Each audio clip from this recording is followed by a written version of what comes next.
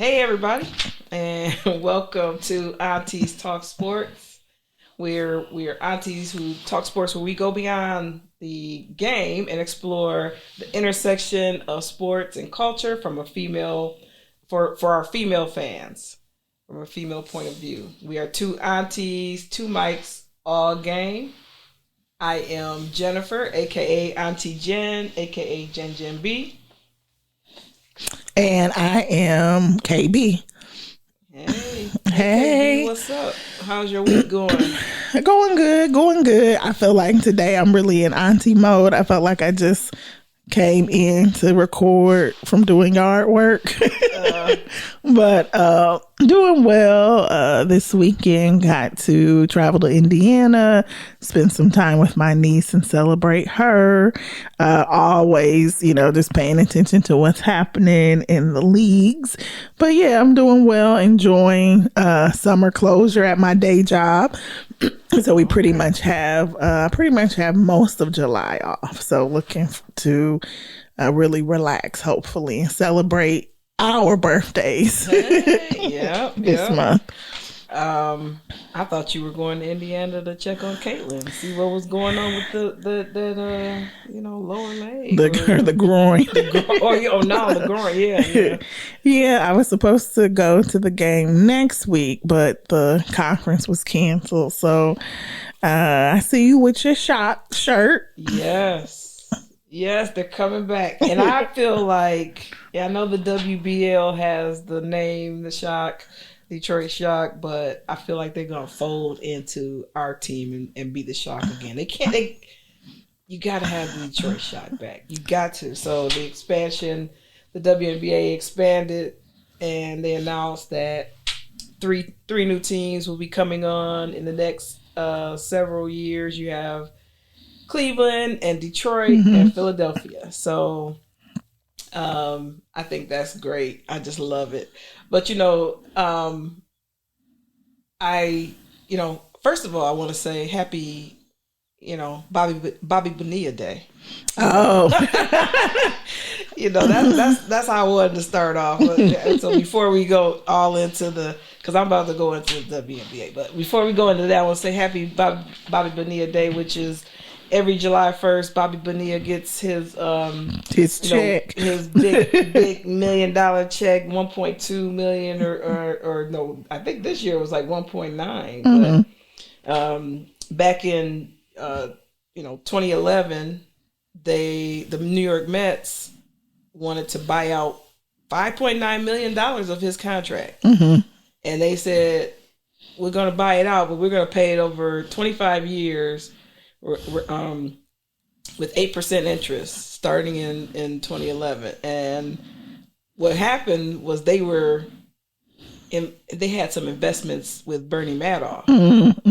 And so they thought it was that they would be able to, turn that investment into that to be able to cover the 25 million. So they said, we'll give you 25 years, $1 million, 25 years, 8% interest. And so every July 1st, Bobby Bonilla gets a fat check, which is not bad. So July 1st is officially Bobby Bonilla Day. So. But what I don't understand about that is it seems like by now they would have paid the money back, the initial $5 million? 2035.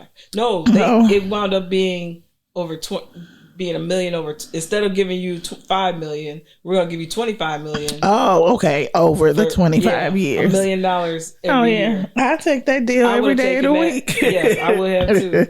Yes. So every year you see him, his face smiling.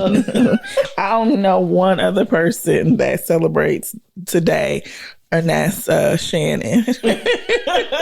I love it. He's always like, "Happy Bobby Bonilla," I can't pronounce it. Bonilla Day. It's one of my favorite stories. It's one of my favorite stories every year. So, yeah.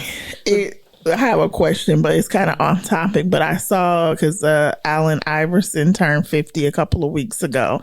And I don't know if you keep seeing it, but it goes viral almost every year, talking about how his agent structured, I guess, his contract. So he had a trust, I think. So when he turned 50, he was supposed to get the second half of of his money. And so I don't feel like it's ever been substantiated that was really how it was structured, but it definitely goes viral.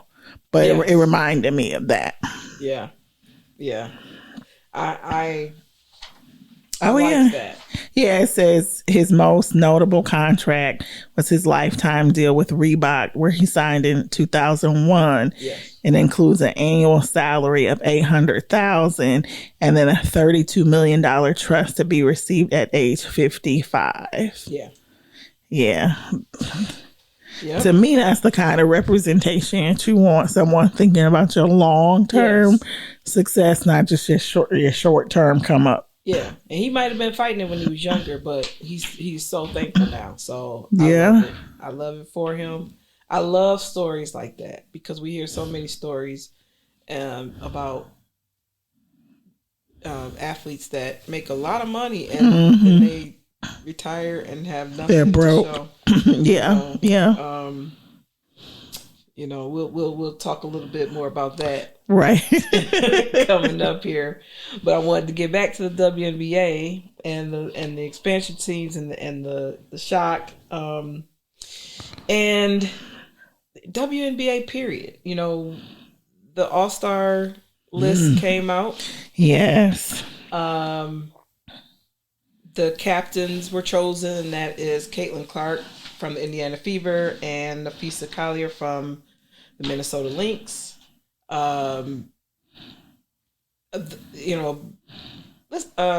big story there was, one of the main stories that came out was Angel Reese not being named a starter. But if you look at the list, there were players that, you could say, okay, Angel should, but the All-Star votes are a lot of the times just popularity contests, right? So it's weighted. You have 50% the public vote. You have 25% coaches and players, and people were like, "Oh, they're hating." No, she'll be a reserve, but it doesn't take away. Her game is really evolving right now. She is balling out. She is balling out. She's the double queen, and I'm talking about high double doubles. Well, the other thing is the All-Star game is in Indianapolis, so home of the Fever, home of Caitlin Clark. Yes, I don't. As we've talked about in the past, I understand they want to grow the game. They want to. So whether or not it was legitimate or not, she was going to be prominent. Yes. Because it's in her hometown. But I do think, I don't know who else made the team. Because I'm like, I think she would have been prominent even if it wasn't. Yeah.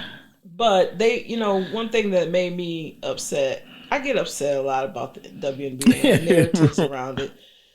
She was the ninth highest vote getter for guards, and people were mad about that. Who? Caitlin Clark. I'm sorry, Caitlin Clark was. Oh, okay. And they were like, "How could she be only ninth highest in the voting for among the players? They're just jealous." Caitlin Clark might not even be the top 10, top 15 guards in the WNBA. No. First of all, she's not even playing. She has not played. She's been on the bench more than she has not played this year. So stop this narrative about. Dick Vitale came out and said that the players are jealous. I'm so sick of that. I'm sick of old men coming out talking and young men, old and young men. Well, yeah.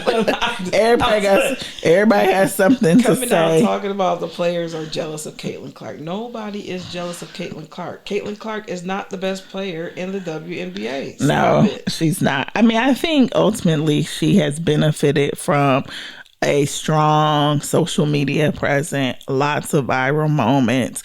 But it's funny to me because even when you compare her to her white counterparts, right?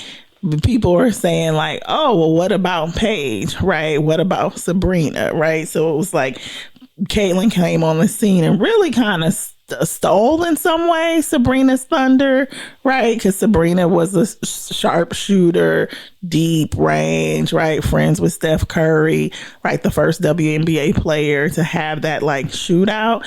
So, I don't know. I wish somebody would do like a analysis of her fan base, because I believe that her fan base really isn't. They aren't avid sports fans. Not. That's the whole thing. Right. They're not avid basketball fans. They came across her, gravitated toward her, but their knowledge of the game, I think, is just really minimal. Very. That analysis has been done over and over and over.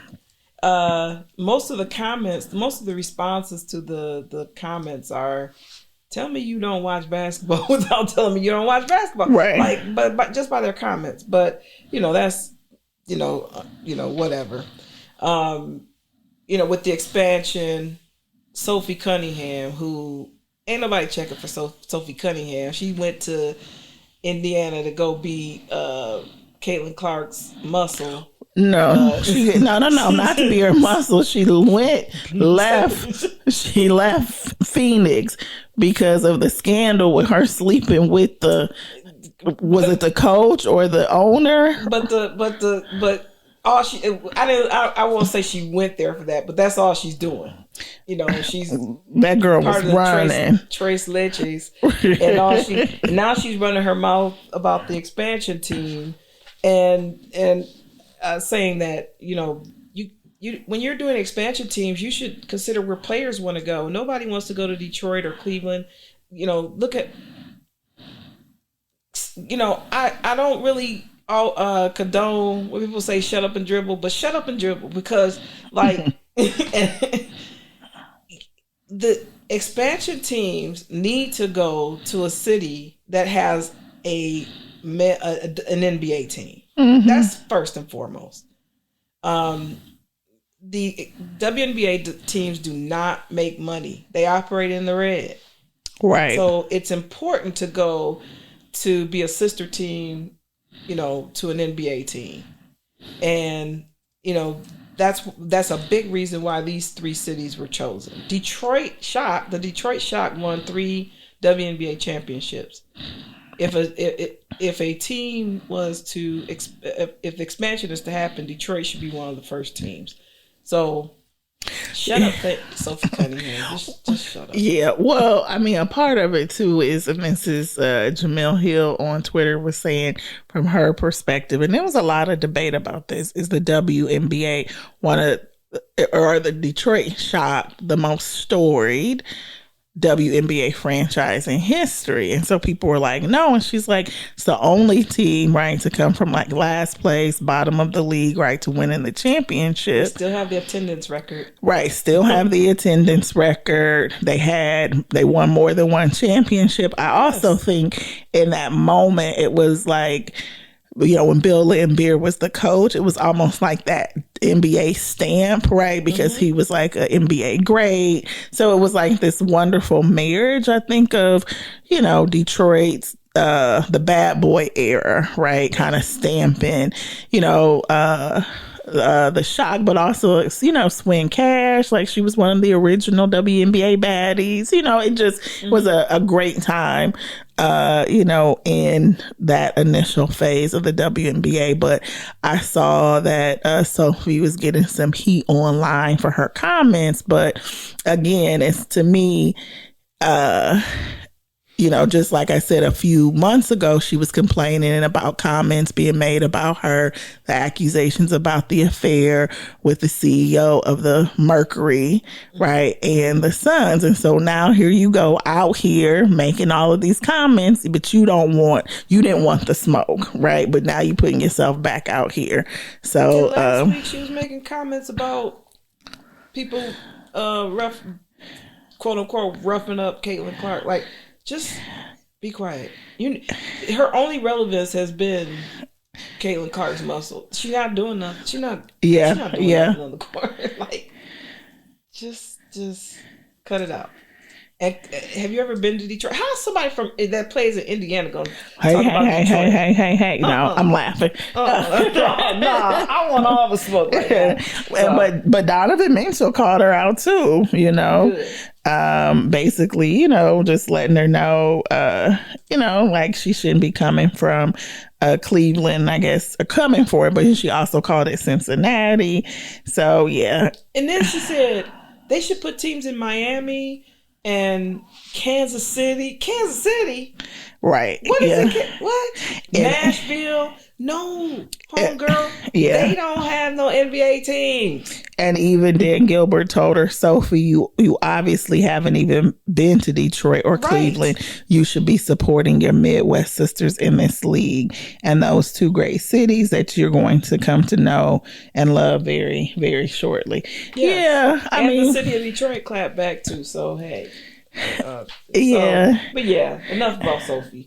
Well, I mean, I think a part of it, and this is what the auntie take, is just sometimes you gotta be quiet, right? Be quiet, do your research before you get out there and you make a comment that shows really how ignorant you are. Yeah. Because for her to be a current NBA player means that she should understand the shock and the relevancy of Detroit having a team to the league today. She does, right? And she doesn't. They don't care about the history.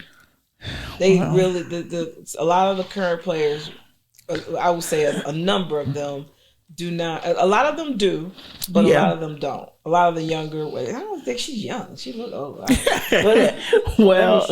But to that point, I do appreciate Angel and kind of her respect for the giants of the game. Yes. When it's so funny because they call Candace Parker, right, CP3 too. Yeah. So I've seen some men online like, oh, why are they talking about Chris Paul? Did he retire? Oh my goodness. But you know, the viral moment, ran over to her, gave her props. So you get just, I think, farther in life, right? When you know your history, you respect your elders, and kind of pay respects to people who've come before you. So, Sophie, you could learn something from Angel Reese. Detroit crawled so she could walk. That's true. That's true. Say that. You know, another story. Fresh off the press, I was working and watching Coco Gauff lose in the first round of Wimbledon today. Yeah, it was very heartbreaking for me. She, you know, this is her earliest exit in 2 years at Wimbledon, where she lost in the first round. Also. It's very hard to make the transition from clay, which she won to grass. The French Open, to grass, which is Wimbledon. And she, was just saying she had 29 unforced errors and 6 double faults. Yeah. And she just, the second serve was giving her trouble, along with the first serve because double faults. But she was saying that she's really got to make some adjustments. She knows it's kind of a mental thing playing on the grass, and she knows if she really wants to win at Wimbledon, she's got to make those adjustments. So I mentioned in the last episode or a couple episodes ago that she had lost in the first round of the Berlin Open, and I said, is this a sign of things to come? Well, what happened? She didn't have having that quick turnaround from the French Open to the Wimbledon is also tough. Treacherous. So, well, the other thing is, I think she talked a little bit about like mentally, being off. So I think, right, as a young player, you win, a major.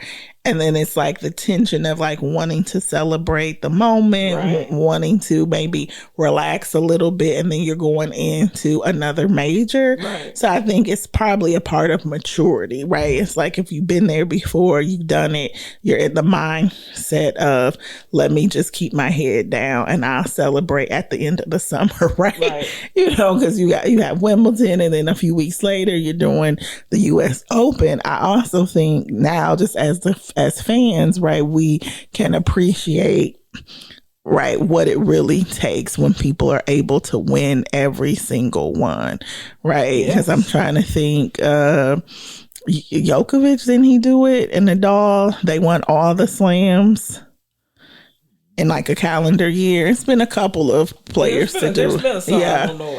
I'm not gonna name names. Yeah, I'll have to look it up. But nephew Elijah, can you look that up right quick? What tennis players have won all the slams in a calendar year? Because it's a mental toughness, right? You got to say that a very small statistic of people who have won the French Open and then lost in the first round. I mean, there's a statistic out there for for that too. Yeah, I mean, I don't think we appreciate the change in surface as fans, right? Yeah. To go from clay to grass to hard court. It's not just about, it's weather too, right? Yeah. I always laugh because every slam has like their own personality, the US Open with the night games. Yeah. But it's like it's not just the competitor, it's also the environment, the actual surface, and the weather, right? Yeah. Yeah. Because I know they had to close the dome today for some weather issues, but you got it. Yeah. So all the tennis players who have won all slams in a calendar year. The first person to do it was Don Budge. He was an American in 1938. Mm-hmm. Then Rod Laver, I don't know if I'm pronouncing that right, from Australia. He did it in 62 and 69. And all the female tennis players who have done it, Maureen Connolly from America was the first woman to do it in 1953. Then Margaret Court from Australia in 1970. And the last person period to do it was Steffi Graf from Germany. Oh wow! In 1988. I thought there had been no men have done it since those other two. Oh, I thought Nadal had done it. But yeah, those quick turnarounds. It's kind of like when in the WNBA. Yeah.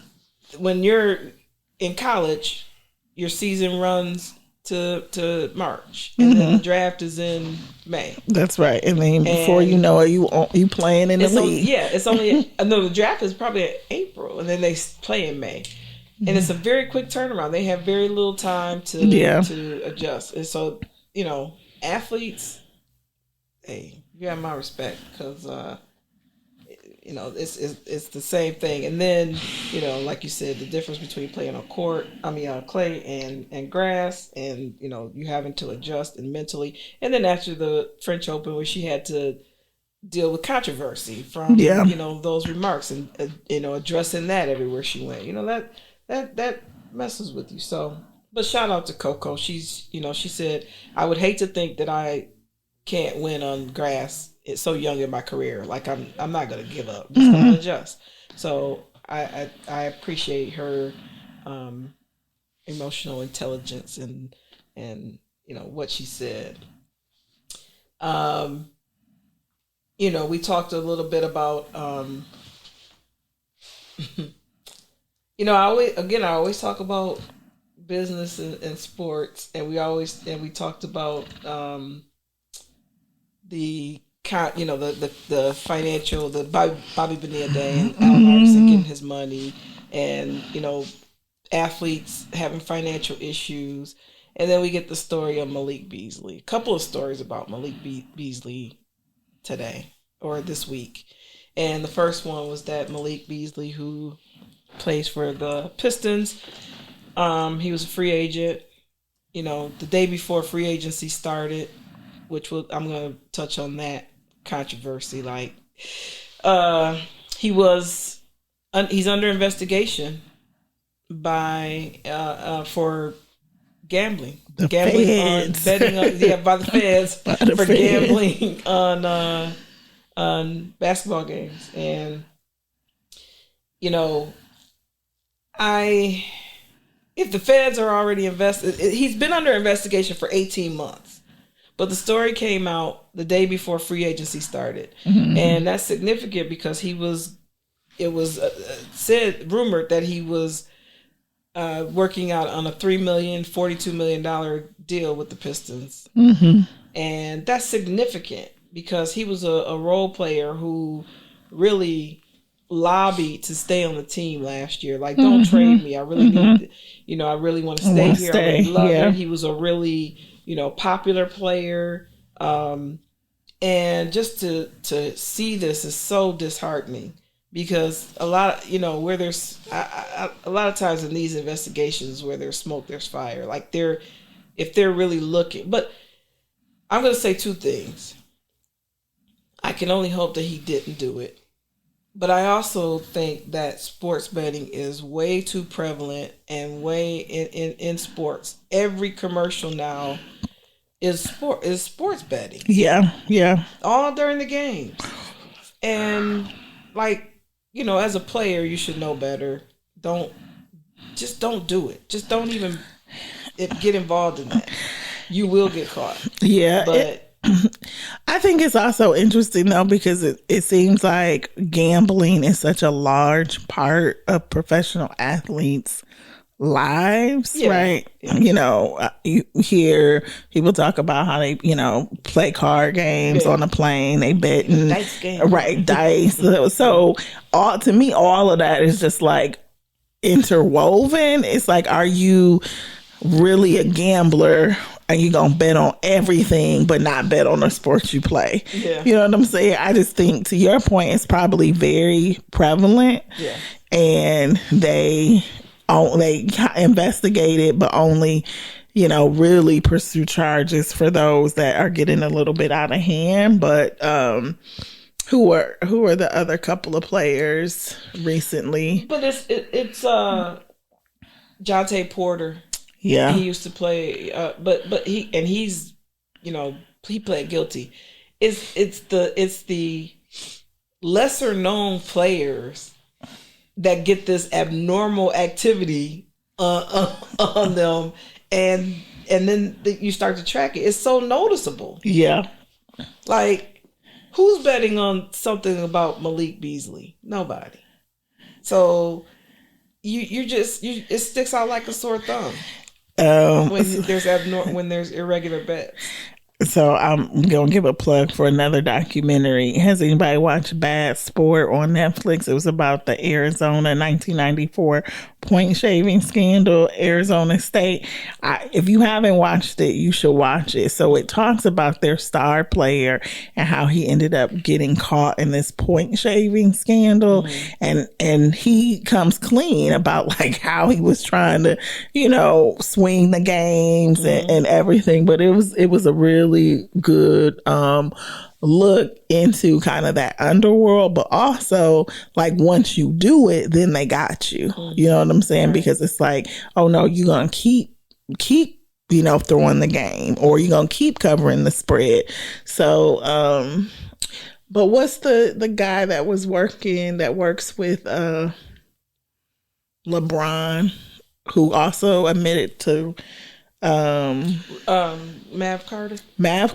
I thought that got swept under the rug. Well, he's Mav Carter. I mean, I know, but it's like you working with LeBron and you admit to betting on basketball. He don't play. But come on, so your friends can bet. Okay. Nah, but yeah, I mean, but he's not playing. If you're a player, stop. Like it's too different. It's way different. But I wonder what are the rules? So like, if you're a trainer, can I bet on basketball if I'm an athletic trainer for a team? Probably not. I'm sure the league and the teams have rules. Right. So I would just say LeBron's manager should be prohibited also from betting on. So this goes back, and then another thing, this goes back to his day, Malik Beasley's days in Milwaukee. So it was the 23-24 season. He was not playing for the Pistons at that point. But the Pistons, again, I say I think the Pistons probably leaked the story because they would have had to explain why they weren't signing him. Because if they know about it for 18 months, somebody knew about it for 18 months. They weren't about to sign him. You think so? Well, I mean, they probably asked for it to be made public. Yeah. So, because it just came out. I'm not even sure it was a leak, but I don't think they were going to sign him knowing that he could possibly be, suspended. That would just be wasting money. So, everybody's like, what's going to happen to Malik Beasley? So then, that brings us to he gonna be NBA at home. Free agency. He gonna be at home next year. Yeah. That's what it means. Because the Pistons quickly picked up Karis LeVert, go blue. Yeah. And signed him to a 2-year deal. And they also signed Robinson. And today they signed Duncan Robinson. Go blue again. Yeah, they're trying to get the students in the seats. I knew Trajan Langdon liked Michigan. He probably wanted to go there. But no. So signing Karis LeVert, who is a great role player. Shout out to fantasy basketball, where I get to follow players on other teams all the time, but and really look at their stats because of fantasy basketball. But so I think that, although Dennis Schrader, signed away, where he went to the West Coast, and that, I don't know where that leaves Malik Beasley right now. I mean, who's gonna take a risk? I don't think anybody's gonna take a risk on that. But no, way to mess up your check. No, because he did have a breakout year, but this isn't the first time, right, that he's been involved in some, mischief. Yeah, mischief. A little bit of crime, right? Because wasn't he the player that had to play the game with the house arrest? I'm pretty sure because he got a charge for pulling out a weapon. I do know that he has a civil suit against him from a marketing company right now, also because apparently he has financial issues, troubles. He's made over $60 million in his career. He's played 9 years. He's made over $60 million. But this marketing company did some work for him. This is Malik Beasley again, if I didn't say. And he didn't pay them. And they filed a lawsuit, I think, for $650,000. And he was slow paying them, saying that he's getting ready to sign a free agent deal, so just hold off. Well, now that's in jeopardy. And I'm sure the lawsuit's pretty new. Once they saw that story come out, you're not about to sign nothing. So we're filing a civil lawsuit so they can get their money. So it might have stemmed from financial issues. Yeah, but no, he did. So betting. In 2020, he pulled a gun out. Was he playing with a tether on his ankle? But he pulled a gun out. How did I miss that? A rifle out. It was a family. A family outside of his home. He had a plea deal. There were also felony drug charges against him. He was sentenced to 120 days in jail, but was granted a delay to serve the time after the end of the season. And they granted him an opportunity to serve his sentence on house arrest. That's what I'm saying. This not looking good. It's not. So I think that's what's also really, disappointing for him is coming to the Pistons. He was kind of able to, turn the page on some of that, have a breakout year, get paid, and then boom, this. So you don't get that many chances, but we hope everything works out well for him, but it's not looking too good. No. What's that conversation? Because you know he probably has a significant other. It's like you come home like, baby, I done messed up my check. She left already. What you talking about? Oh, I'm just saying, like I would hate. Like, I moved out.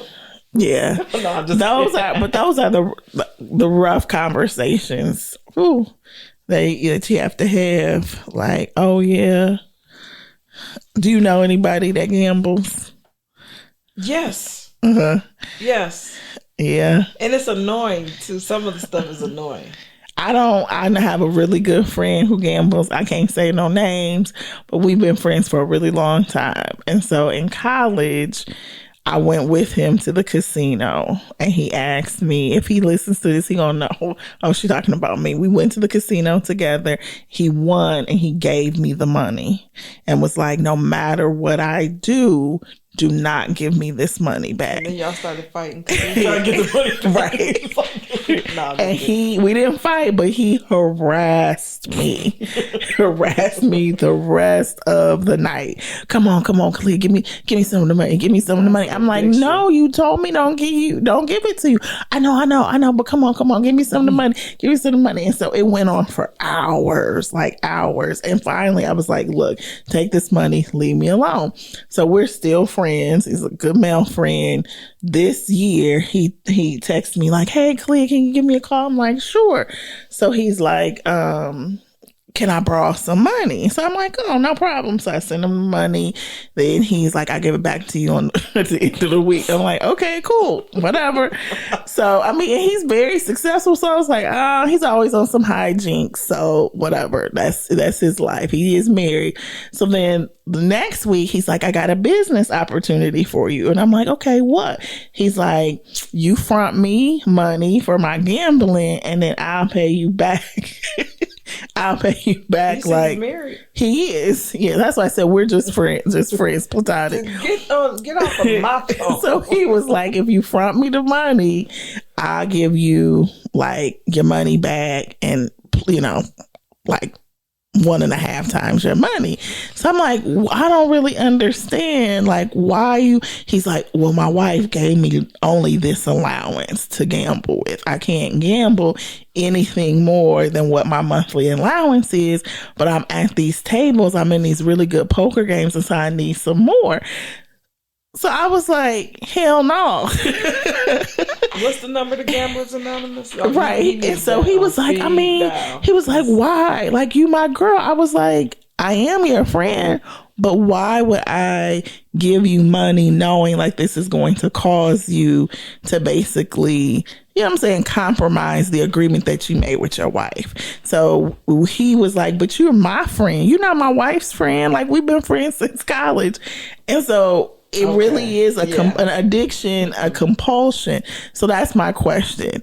If Malik Beasley is like really addicted, right? Like has a gambling addiction, should that be treated differently?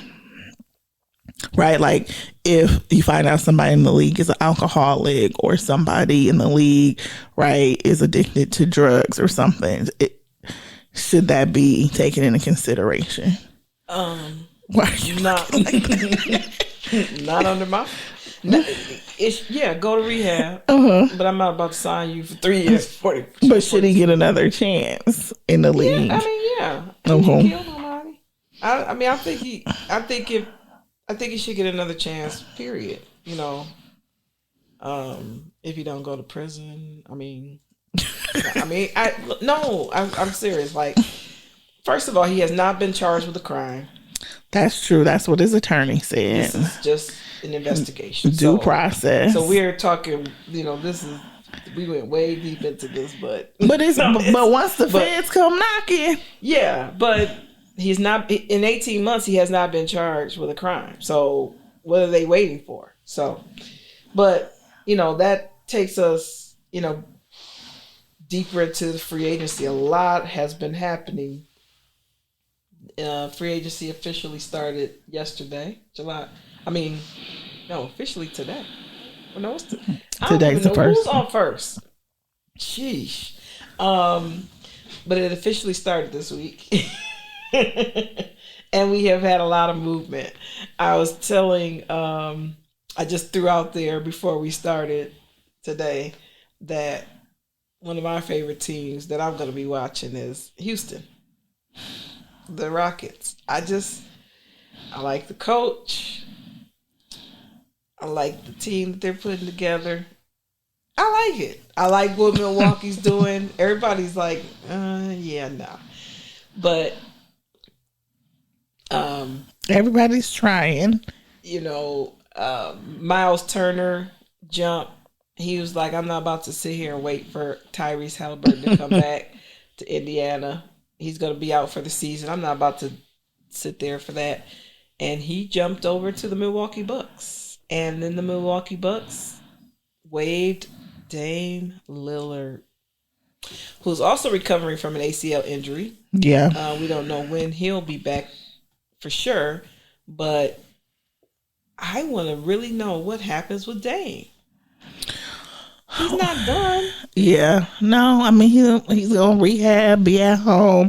But I think during the season, right, there was a story about how Dame and Giannis like just weren't meshing. They weren't clicking. They weren't necessarily, I don't want to say close, but they hadn't found their groove, and they both, right, kind of poo-pooed the story. But I feel like now we know that there was some truth to that, right? If Giannis and Dame were really locked in, I don't think he would be going anywhere, right? But I still don't think that they're any closer to coming out of the East than they were.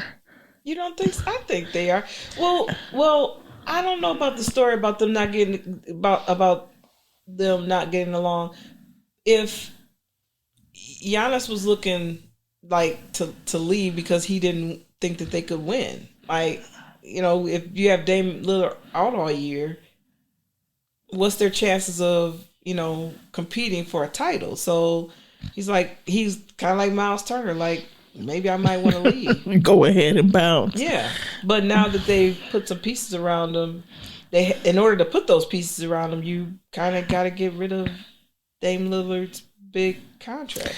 Right, but as we were saying, what are the pieces? So let's look at it. But this is really sad though, because one of the pieces, which was a trade, we completely didn't even know he was there, which was Kyle Kuzma. Right, when we were talking earlier, we were like, what? I knew he was somewhere because my sister was like, who is Kyle Kuzma? And I was like, oh, he, it was the fashion. He does a lot of fashion. He's right, a basketball player. But that's the point. Like, we knew he went. She looked him up because he's engaged to Winnie Harlow. That's right. That's right. So we knew he went, but we forgot. Right, like when we were sitting here talking, like, well, who's in Milwaukee? And nobody was saying Kyle Kuzma, which I think is indicative, right? I don't know all the players everywhere. I like, no. No, but what I'm saying is Kyle Kuzma was with the Lakers, right? Got shipped out, right? He did kind of ball in DC, but went to Milwaukee. So again, I think what I'm saying is like, this is an opportunity for him to redeem himself, because or not maybe reestablish is better, not redeem, but reestablish himself in the league, right? As that legitimate, maybe second or third option, because otherwise most people only know him for what you said, the fashion and who he's dating. You know what I'm saying? The big purse, the big sweater, right? And I think even he noticed that the fashion and his personal life was getting out in front of basketball. And so this year it was like all these articles about how he was going to stick to a pregame uniform of basically just a sweatsuit, right? A regular sweatsuit, to try to shift the conversation from fashion back to his game. Yeah, I mean, I felt like Milwaukee had pieces that they could build with. Like, I think getting Miles Turner was, but Bobby Portis. Oh yeah, Bobby Portis. He's always a good role player. And he re-signed, and then with Miles Turner going there, okay, you say that.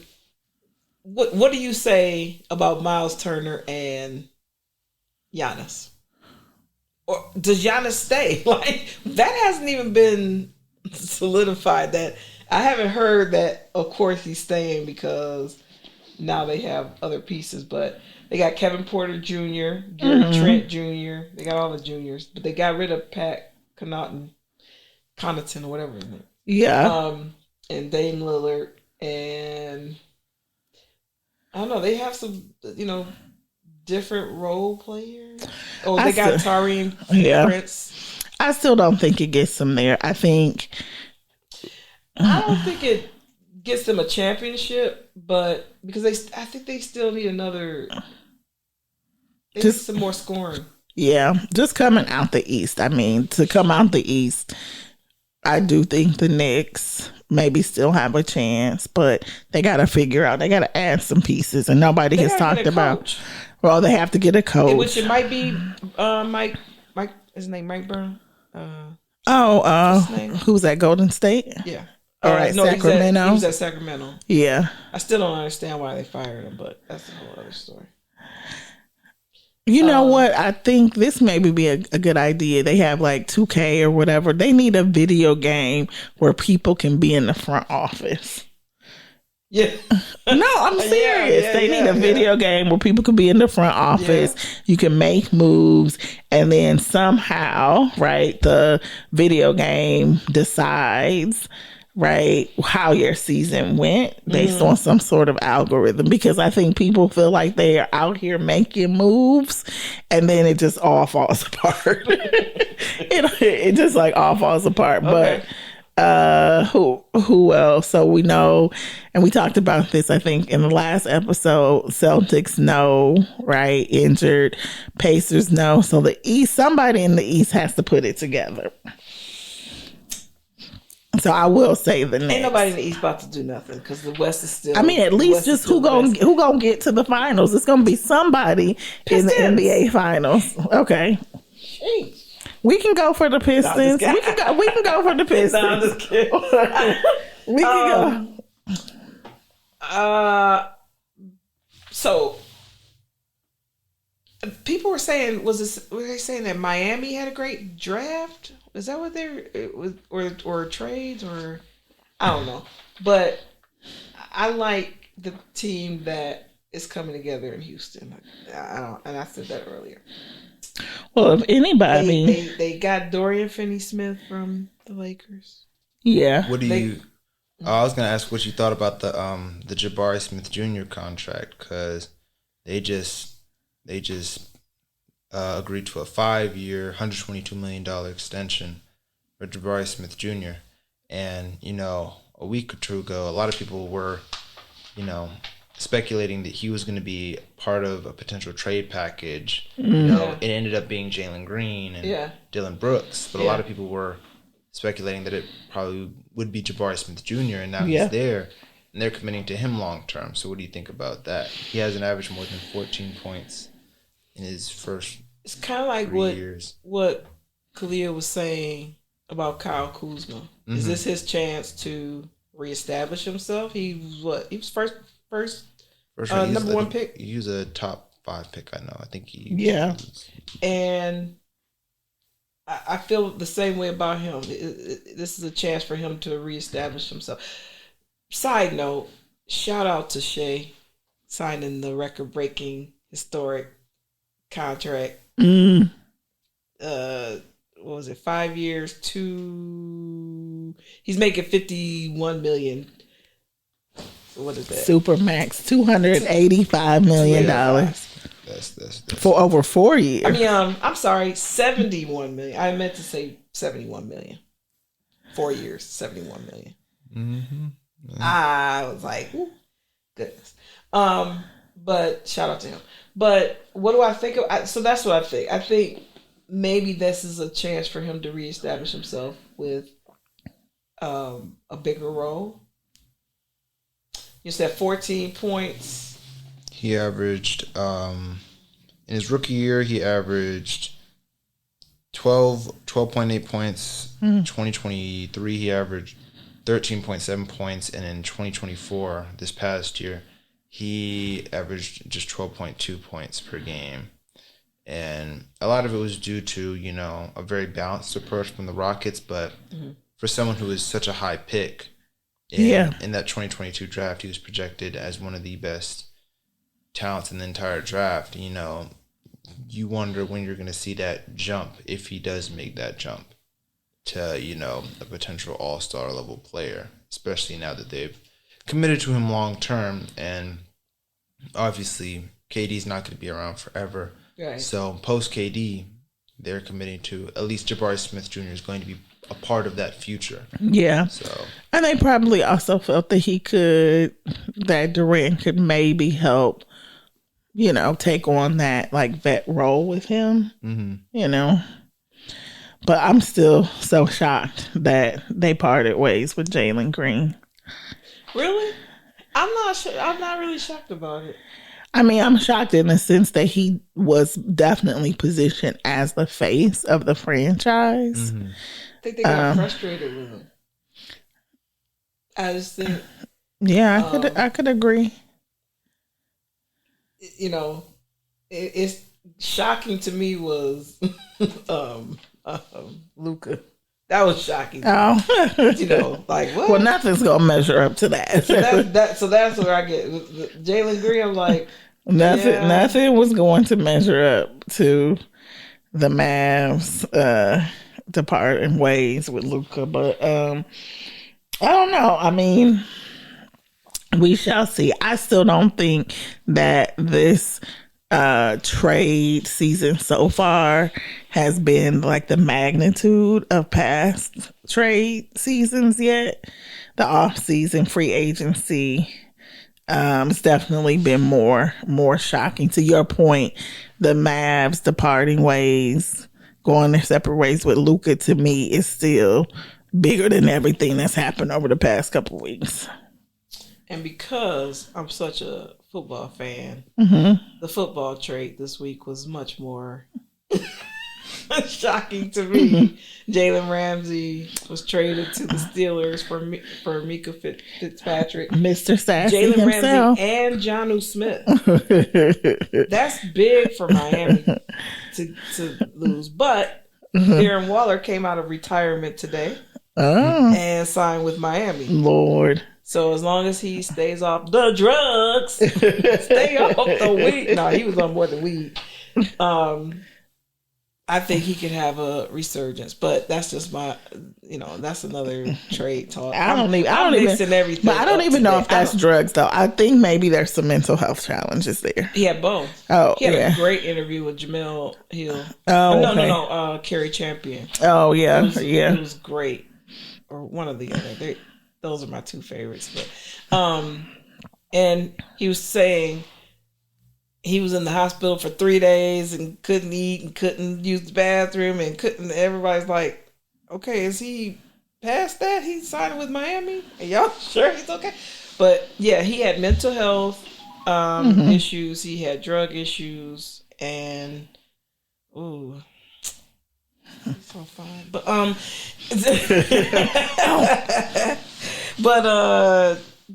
so hopefully he's back. But I thought that was a big trade for Pittsburgh. They're gonna need some defense and a tight end to make up for that 55-year-old quarterback they got. But shout out to that. That was a big trade that came out of nowhere. Well, I didn't see that coming. But so back to basketball. Who is you say Philly? you still riding with Philly? I mean, at this point, I'm gonna have to agree with him. It's like Philly and the Knicks. Okay, I want to see what the Knicks do. And maybe Orlando. I gotta see who the Knicks are. I can't believe that they changed coaches. I'm still shocked about that. That was shocking. Or maybe Orlando. Maybe Orlando. I like Orlando. Yeah. I like Orlando's core. A lot of these teams, it's going to come down to who are your bench. Who's on your bench? Because that's true. Number one, we're seeing a lot of injuries. Number two, we're seeing a lot of load management. Mm-hmm. So who's on your bench? Who are your role players? And so that's why the trade, the free agency is very telling. Like Luke Kennard. So Trey called up Luke Kennard. He recruited Luke Kennard and the other guy to come to Atlanta. Who's the other one that went to Atlanta? He recruited them. So he started calling people up like, okay, come on over here. And they went. So people are starting to put their own teams together. Like, they're playing the front office. So I like that too. Right. I think that's maybe what fantasy is supposed to do, right? Mm-hmm. Is to provide that opportunity for people to play that role of the front office. Yeah. But it's still determined by the performance of the actual players. Yeah. Yes. What do they call D'Angelo Russell? D-Lo? No, like the Tattletale. He told Oh, yeah. Oh, I forget the nickname. But, he's on the move again. Where's he ended up? Dallas. Oh, okay. Dallas. So I want to see what Dallas does. Of course, I mean, I like Houston. I like Dallas. But... Well, D-Lo got to learn how to play some a little bit of defense. That's not what the D stands for in his just a change. He's over in Dallas. It's going to be very interesting. Oh, Jaren Jackson re-ups for a big contract. Okay. In Memphis, but Memphis they're going to be rebuilding. They don't have enough. Speaking of Memphis, did you see the commentary again over the past 2 weeks about why Memphis isn't a free agency destination? And Stephen A. and Nick Young and a lot of the players were saying because of the crime. Yeah. So no one wants to go to Memphis. They're not, So I think Memphis is. It's bad like that. Yeah. But Nick Young mentioned Detroit in that conversation as another city, right, that has a reputation for being dangerous and, players not necessarily wanting to come. So I don't, what do you do about that? Right. Nobody says that about Detroit. They ain't saying that about it. They don't even live in Detroit. I mean, they live outside of Detroit. That's why John Morant be like, pew, pew, trying to make the game. No, but look, it's you don't have to live. You don't live in Memphis. You're gonna live outside of it or whatever. Yeah, you're a multi-millionaire. I haven't heard players say they don't want to go there because of the crime. Well, you know who it was, Mr. My Sources, Stephen A. Stephen A. was saying that players won't say it publicly, but privately, right? They are concerned, and King Martin was saying the same thing. I was there, I was out, but still I was concerned. But they did say, because when Nick Young brought up Detroit, somebody said, "Oh, they be in Birmingham." That's the thing I'm saying. But I don't even think they be in Birmingham. They be farther out than Birmingham, I think. Oh, they be in Birmingham. They be in Bloomfield. Bloomfield, yeah. You gonna turn down $50 million? You could live wherever you want. Yeah, but I don't know. That's gonna be a narrative. Look, Golden State is in San Francisco, is it not? It is. It is. Okay. The reality, all of these major cities have an aspect of crime. Chicago, but yeah, to your point, most of these players are not living in the city. They may stay in the city for a while. But Memphis is really dangerous. But I don't think that deters people from going there. I think players look at ownership. Money. They look at money, but they also look at ownership of the team. They look at the culture of the team. They look at facilities. They look at all of that. So Yeah. One player too that hasn't been talked a lot about, and I'm curious to get your perspective of what happens with CP3, right? Chris Paul. Do you feel like he lands someplace? Should he consider retirement? Should he chase a ring again? Where would you like to see him? Of course, I want to see him. He's like one of my favorites, but I want to see him get a ring. But where? I don't know. Girl, they talking about LeBron. Talking about he might want to trade. First they came out and said Rich Paul said he had picked up his extension option. Yeah. Then they said we haven't done anything with LeBron. Then they came out and said the Lakers and Rich Paul haven't even discussed anything. Then they came out and said, he might want to get traded. This is LeBron we're talking about. We can't even settle on LeBron. Like, he ain't going. First of all, he ain't going nowhere.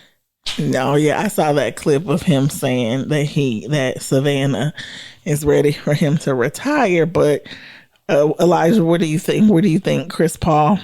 What should he do? Where should he go back? I want him to go back to. I want him in San Antonio. I want to see what. That's what I want, but I don't know what the options are.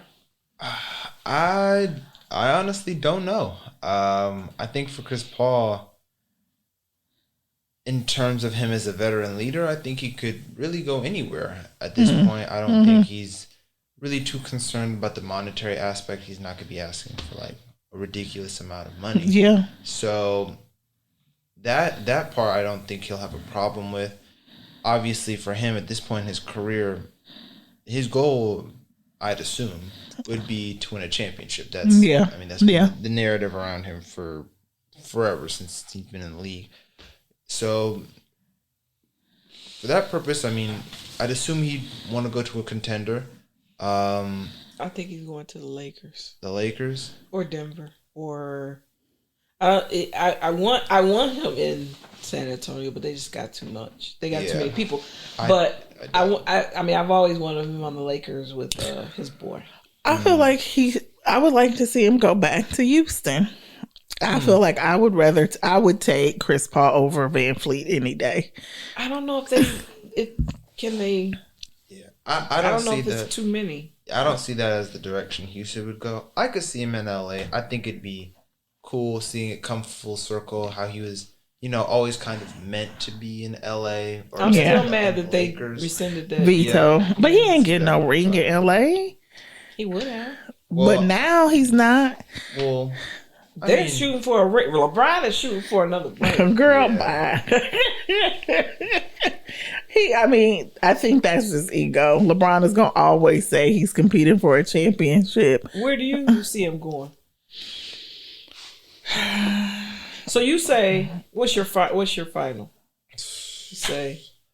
Honestly, like I said, I could see him anywhere. I think it'd be cool to see him on the Lakers. Obviously, him and LeBron have a good rapport, and like you said, the whole probably one of the biggest what ifs in NBA history is what if Chris Paul had gone to the Lakers? What if the NBA had allowed that trade to go through? That could have potentially changed the course of NBA history. And now, obviously, his impact is not going to be as monumental as it was back in the early 2010s. But I think it would still be cool to see him in a Lakers jersey, just from a closure standpoint, just to see him there. But yeah, I think out of any team, the Lakers. But honestly, I think I would not be surprised to see him go to really any contender, just trying to get a ring. Yeah. So where do you think, Kalia, KB?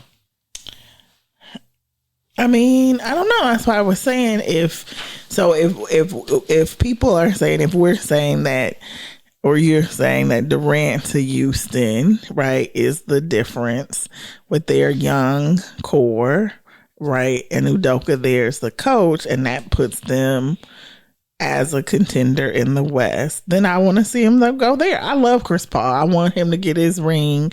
I don't really care to see him ever play with LeBron. I want to see it. I don't think that I want him to get a ring over playing with his friends. I feel like, to me, that's like Melo 2.0, Melo in LA. Oh yeah, we're cool, the Banana Boat Boys. But I just don't know if Houston would bring him back. So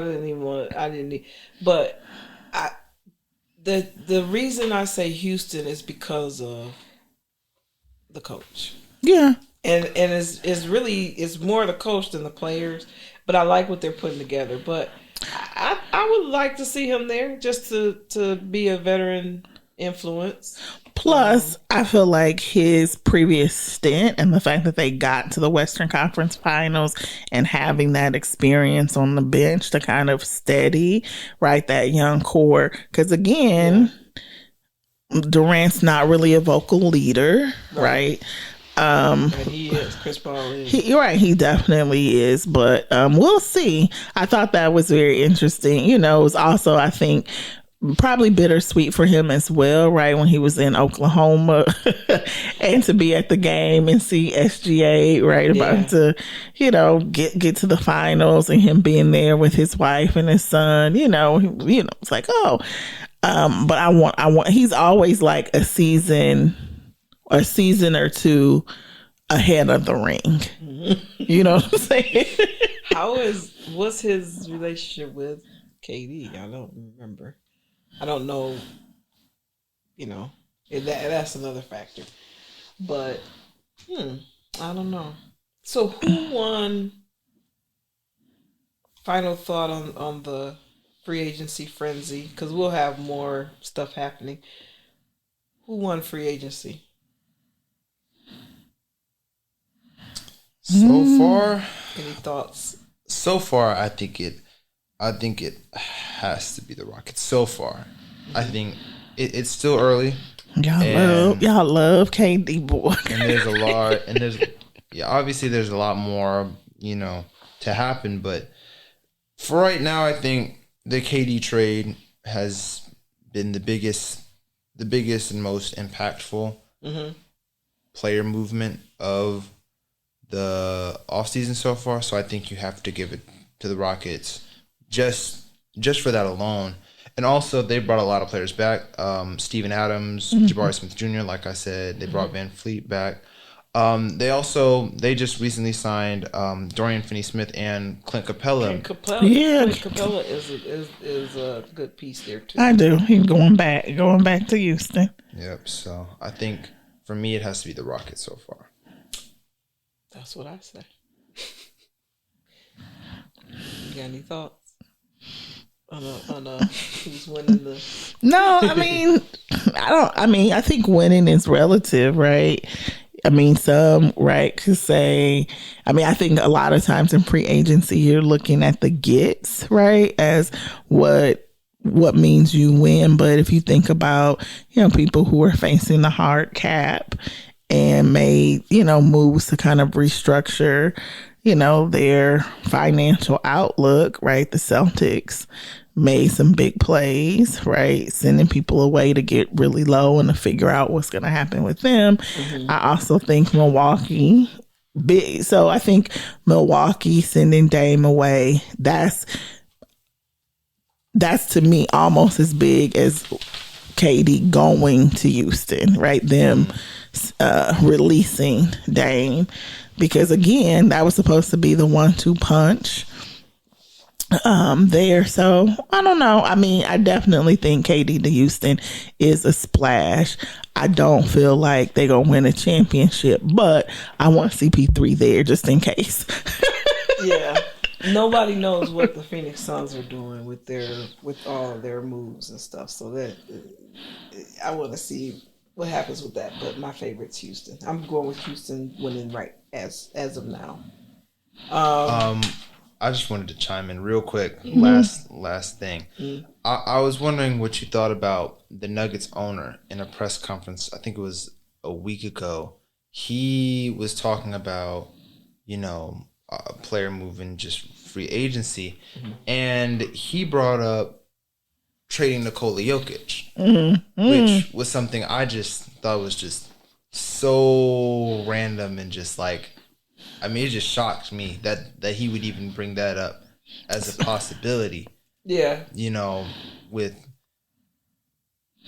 you see teams that have nobody's untouchable. Yeah. You see teams that have success, and then, you know, they trade away players that you know, think are key pieces not too long after they win a ring. And so I think Nikola Jokic right now is the best player in the world. And so I think the idea of trading him is just, I mean, right now it's unfathomable, but I mean, Luka got traded, and there was a point in time where that seemed unfathomable too. And so my question just was, if the Nuggets, right now, I don't think the Nuggets are going to trade Jokic. I mean, that's not a right now thing. But if the Nuggets, you know, they traded away Michael Porter Jr., they brought in a decent amount of new pieces. If the Nuggets team next year doesn't mesh, if they don't, they have an early exit next year, you know, with how competitive the West is, I think that's definitely a possibility. If the Nuggets don't have the kind of success that they expect to have next year, what is their outlook? How do they move forward? And do you think trading Jokic could be a real possibility if they don't have that success in the future? Well, I think he was saying like if someone gets injured, like if you, because there's so many injuries happening, would Miles Turner have left if Halliburton hadn't gotten hurt? Exactly, not. Probably not. You know, he probably wouldn't have thought of it. You know, would Dame Lillard have been waived if he wasn't hurt? Yeah. You know? But then they wouldn't have probably brought in Miles Turner to have to waive. Yep. So I think injuries, not, you know, the Celtics, Jason Tatum's out. Now they're talking about possibly trading Jaylen Brown or Derek White. You know, would they ever talk about trading Jaylen Brown if Jason Tatum's not hurt? You know, so injuries will make you have to think about restructuring your team to win now. I think too many teams are trying to build the next dynasty. They are, yeah. Everybody's trying to get, and in some ways, right, I think it's always win now. Right, Golden State has ruined it, right, for a lot of people, as everybody is trying to win, not just one, but win 2, 3, right, and put a run together. And I feel like, I mean, definitely in the 80s and 90s, you had dynasties, but some people were like, okay, we got our one, and we recognize how difficult it is to get another one. And so all of this, like, I'm just going, you know, I'm not going to build. We're going to completely go into rebuilding if one of our major players gets hurt. I think it's very short-sighted. And I think he's just talking to. It created a buzz. Yeah, we ain't heard from him. But if I'm but if I'm talking about, but if I'm Jokic, I'll be looking like, oh, well, for real. You know, maybe I should think about what's next for me. But yeah, it'll. I mean, there's always multiple storylines. Yeah, everybody's looking for the next, you know, soundbite. You know, it you know, it created some buzz, I think. Yeah, I mean, but anybody can get it at any time. Everybody can get traded at any time. Don't get too comfortable. But like you said, I think once they get a championship, they get a taste of the championship. Like Milwaukee won in 21, and now they're like, we got to get back. And like you said, how they realize how hard it is to get back. Like, what do we have to do to get back? You know, once you have it or almost get there, you know. But I feel like those dynasties are created with a core, right? Yeah. Who trust each other, have a rapport, right, been in multiple battles together. I don't really think, with the exception, but even when Katie went to Golden State, they still had their core. I just don't see any microwave championships happening. I'm not a big fan of the dynasty talk. Because right after OKC won, they were talking about, is this the beginning of a dynasty? Like, they barely won this one. Like, stop. Yeah, like, no. I don't like that dynasty talk. It seems like the only championship that happened immediately after one of those trades, people talk about Rasheed Wallace, right? The mid-season trade, right, to the Pistons that kind of put them over the top. But yeah, nobody expected this. Yeah, they ain't expecting nothing. 2004, we were out of nowhere. Well, we will have, I think, when does Summer League start? So we'll have more basketball this summer and then preseason. Yeah. Yeah, now we got the big three with Dwight Howard and Lance Stevenson fighting, but but I am gonna watch some big three games because I was telling JG that I don't watch those, and they say they have a Detroit team, but he was saying that they travel around, so I haven't really ever watched a full. I don't know. I used to watch it. I have watched a full back in the day. At least, Lisa Leslie was, Coach of the Year or whatever and won. Yeah. So I'm going to watch some more of those. But Summer League is, like you said, Summer League is coming. And tonight, you were talking about what Commissioner's Cup. You have Minnesota against Indiana, and Caitlin Clark is not playing. They're playing right now. So I'm going to go home and watch that. But I'm picking Minnesota to win that. Minnesota's leading 27-19 right now, and the winner. What did I say? They split $500,000, and they get some. Coinbase is going to give them the winning team $5,000 for each player of crypto. Mm-hmm. So I love that. So we'll see. We'll talk about that a little bit more. Next episode, but I wanted to, before we wrap, the NBA draft took place, so it's going to be interesting to see how the young talent meshes. We talked about all this free agency, and we can't forget about all these new players that are coming into the league to mesh with these teams. Cooper Flag being the number one pick. Ace Bailey went. He did go to the Jazz, and he said he was grateful to be in the league. So he, changed his tune. There were teams that said that he told them, if you draft me, I'm not going to report. I'll go overseas. It's such a mistake. So it'll be interesting to see how, with all these players changing teams, how all these new players coming in. What was your highlight, Elijah? I know you were talking a lot about the draft. What was your highlight of the draft, and what was your take? My highlight of the draft, I'd have to say, how did your Sixers do? I think we did solid. I think I really like the VJ Edgecombe pick. Okay. I think he's a good fit. The John I. Broome selection in the second round. From Auburn. Mm-hmm. He had an interesting into his season in the tournament with the whole drama about how he handled that last possession, but obviously his story, how he has just worked through every phase of his life to be a complete basketball player. I think, he's never been the biggest or the strongest or like the most athletically gifted player. So I'm curious to see how his game translates to the NBA level. I guess we'll see in Summer League. That'll be our first look.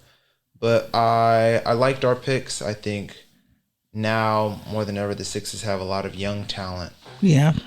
To build around, obviously their franchise guy Embiid. Maxey, I think he's still 25. Obviously, Edgecombe, McCain, just a whole lot of young players. Jared McCain. Yeah, Jared McCain. Just a lot of young players, a lot of energy, and hopefully, the hope is that energy, from those young players will be able to buoy Joel Embiid and his production, take some of the load off him as well as Paul George, so that, with how the East is this year, we talked about a lot of the injuries, how the East is going to be very interesting. The Sixers could very well be in that mix with the roster they have, and so I'm going to be very excited for this next season. Is Philly still trusting the process? Or did they let that go? I think the process era, as it was marketed in the beginning, I think that's over. I think that is over. But you still trust in the process. Yeah, we're still trying to win the ultimate goal. We'll see how Joel Embiid recovers from his injury. He had knee surgery. They expect him to be at training camp, so we'll see how he is able to ramp up his playing as we head into the season. But yeah, I think really after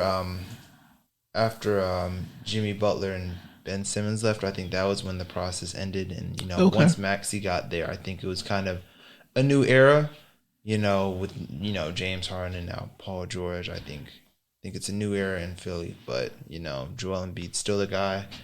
We're still trusting in him. I think a healthy Joel Embiid is still one of the best players in the world, and I think he can lead the Sixers to a championship. It just comes down to, is he going to be able to stay healthy? Yeah. Can he play? No. Even half of an NBA season and still be healthy going into the postseason?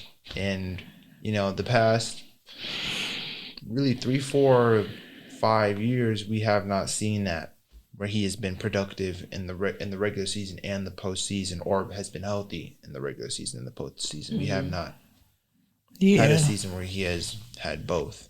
I think they definitely have to do some load management. Yeah, that was the strategy for this year. They tried to employ this past season with Joel Embiid's his play. They didn't play him in back-to-backs. He didn't really play the beginning of the season. He was just kind of there in spurts. He played 2-3 game spurts, and then he just, his body just couldn't keep up with it as the season went on, and it just wasn't good. It just snowballed for him, and eventually, the knee problems required him to have surgery. So, so it remains to be seen. I'm reading up on the picks that the Pistons picked up. Chaz Lanier. I don't know too much about them, but it'll be interesting. The Pistons didn't do a lot of during the trade. They were like they're kind of standing pat. So I want to see how they mesh. We always talk about our home teams, but Pistons. Hardaway Jr. left to go to Denver. I was sad about that. So, but we'll see what happens. Any other points on this? I want to. We'll talk. Like I said, we'll talk more. We'll be breaking down more about free agency and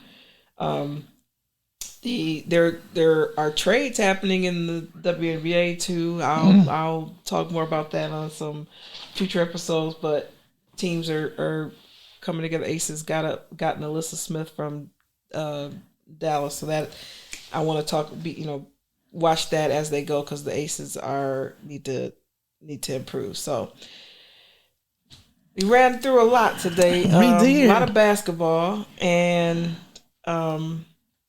so it'll be interesting to see where everybody lands and how they mesh. So we'll be talking more about that.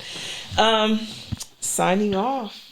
today. Signing off. Thank you to our statistician, prognosticator, Always Elijah a pleasure. Always a pleasure. You know, Aunties signing off. 2 aunties, 2 mics, all game. All game. Remember to follow us on all our social media platforms and subscribe to our YouTube channel and stay tuned. And let us know what you want us to talk about. If you have any questions, write into us. Peace. Peace.